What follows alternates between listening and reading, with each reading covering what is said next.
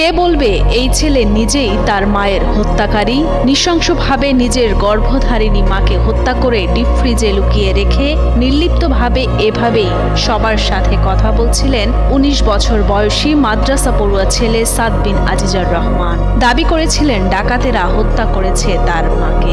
ওই বাসা উপরে সব জায়গায় খুঁজে যখন পাইনি, আমার কি যেন মনে হলো আমি ফ্রিজটা উঠেছিলাম।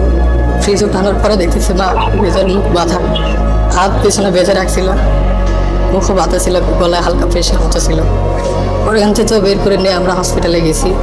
তারপর হসপিটালে যে আমাদের আসছিল যে অনেক মারা যান নাই আছে, যে করছে আল্লাহ বিচার দিবার।